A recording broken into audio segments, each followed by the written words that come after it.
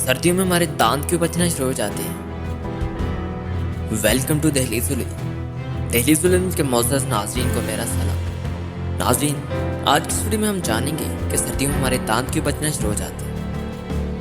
Video में आगे बढ़ने से पहले आपसे एक छोटी सी गुजारिश है, अगर आप चैनल पर न्यू हैं तो बराए करम चैनल को सब्सक्राइब कर दीजिएगा।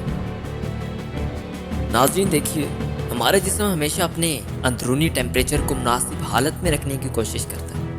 जिस तरह दर्जा हरारत बढ़ने पर इस दर्जा हरारत को नॉर्मल रखने के लिए हमारा जिस्म पसीना बहाता है, ठीक उसी तरह हमारा जिस्म दर्जा हरारत कम होने पर भी कुछ इक़दामात इख्तियार करता है। असल में जिस वक्त बैरूनी टेम्परेचर बहुत कम हो जाए तो हमारे जिस्म का अंदरूनी टेम्परेचर भी कम होने लगता है। जैसे हमारा जिस्मानी दर्जा हरारत कम होने लगता है तो हमारा दिमाग फ़ौरन दर्जा हरारत में तब्दीली के खिलाफ मुज़ाहमत करता है और जिस्म में कभी तारी हो जाती है ताकि अंदरूनी दर्जा हरारत को उसकी नॉर्मल सतह पर रखा जा सके।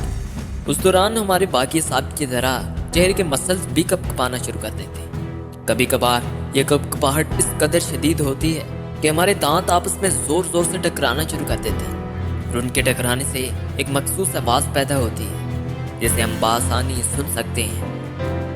इस अमल को शिवरिंग कहा जाता है। दोस्तों, ये थी इस कहानी के पीछे की हकीकत। आपकी खैरियत के लिए दुआ गो हूँ। इजाज़त चाहता हूँ। अल्लाह हाफ़िज़।